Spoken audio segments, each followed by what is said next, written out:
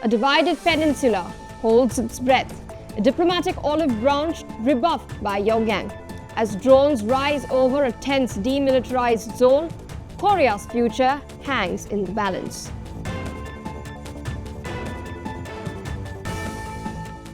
Hello and welcome to Explained by NewsX. Today, we dive into the volatile heart of the Korean Peninsula, where South Korea's new president, Jae Myung, extends an olive branch to North Korea, only to face a chilling rejection from Pyongyang. As drones redefine modern warfare, could these unmanned systems escalate tensions in one of the world's most dangerous flashpoints? From halted propaganda broadcasts to the looming threat of drone warfare, we explore how technology and diplomacy are colliding in the Korean Peninsula, threatening a new era of remote-controlled conflict.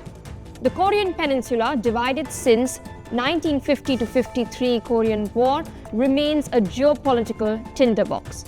South Korea's new president, Jae Myung, has taken bold steps to ease tensions with the North, halting decades-old propaganda broadcasts and suspending military loudspeakers along the demilitarized zone. But North Korea's Kim Jong, the powerful sister of Kim Jong-un, has slammed the door shut, rendering Seoul's efforts as meaningless. As both Koreas advance their drone capabilities, we face a chilling question. Could unmanned warfare push this nuclear-armed region towards catastrophe? Less than 2 months into his presidency, Jae Myung is shaking up South Korea's approach towards its northern neighbor. Moving away from the hardline stance of his predecessor, Yoon Suk-yeol, Lee has suspended psychological warfare tactics that have long antagonized Pyongyang. On 14th July 2025, South Korea's National Intelligence Service ended its propaganda broadcasts, a decades-long campaign beaming K-pop, news, and South Korean dramas into the north. These broadcasts, credited by defectors with sparking dissent, ended with the South Korean national anthem, a symbolic gesture of goodwill. Lee's government also silenced military loudspeakers along the demilitarized zone and urged civic groups to stop launching anti-North Korean leaflets, which have provoked Pyongyang's fury for years. Humanitarian outreach is back, with NGOs authorized to resume aid and 6 North Korean fishermen repatriated after being rescued at sea. Now, speculation swirls that Lee may scale back the Ulchi Freedom Shield exercises with the United States, a move North Korea calls provocative.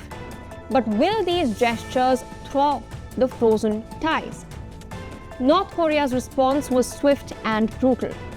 Kim Yo-jong, a key figure in the regime, dismissed Seoul's overtures as a reversible turning back of misguided actions, declaring no interest in dialogue with South Korea. In a statement via the Korean Central News Agency, Kim Yo-jong called South Korea's peace efforts a daydream, accusing President Lee of clinging to the US alliance while offering empty gestures.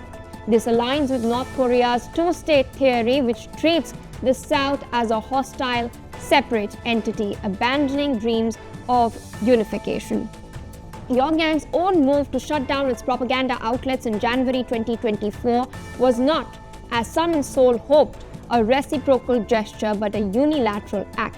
Kim's rhetoric signals a regime prioritizing isolation over engagement, unmoved by the South's concessions.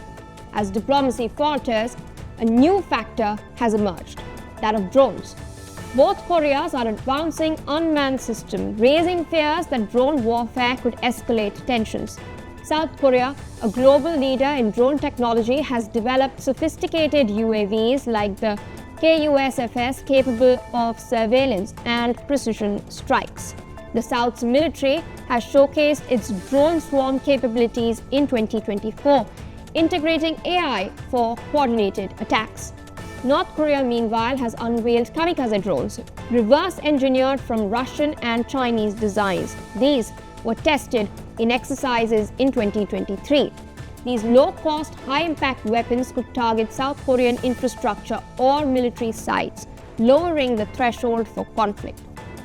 In a region where nuclear arsenals loom, drones add a volatile layer, enabling rapid, deniable strikes that could spiral out of control. So amid all this, Lee's peace push faces resistance at home and abroad. In Seoul, the conservative People Power Party calls Lee's moves as submissive, arguing that halting broadcast sacrifices leverage without North Korean reciprocity. Critics warn that Pyongyang's ideological rigidity makes concessions rather risky.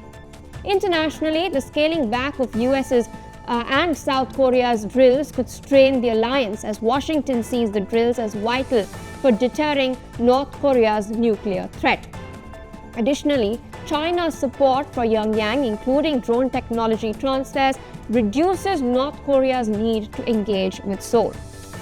The global drone arms race, with nations like Turkey and Israel exporting UAVs, heightens fears that the Koreas could import or develop destabilizing systems themselves.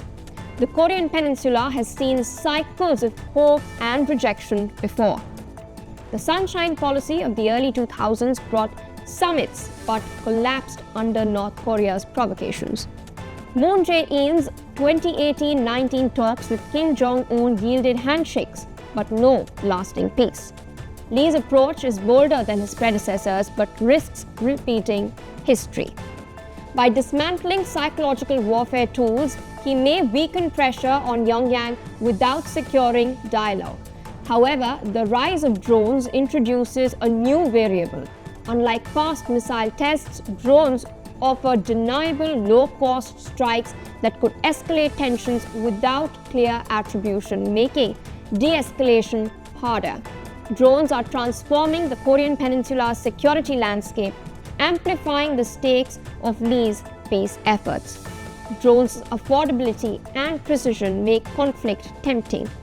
A North Korean drone strike on Seoul could kill civilians and trigger retaliation, while South Korea's advanced defenses like the Drone Operations Command may not deter a determined Pyongyang. The psychological toll of drone surveillance could haunt border communities.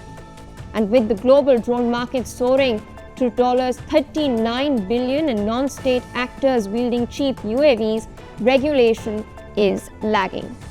So can diplomacy outpace technology, or are we hurtling towards a drone-driven crisis? The Korean Peninsula undoubtedly stands at a crossroads. President Lee's olive branch seeks to break decades of hostility, but North Korea's rejection and the rise of drone warfare cast a dark shadow. So will diplomacy prevail, or will the skies over Korea become the next drone battlefield? That's all for now on Explained by NewsX. Stay tuned for more.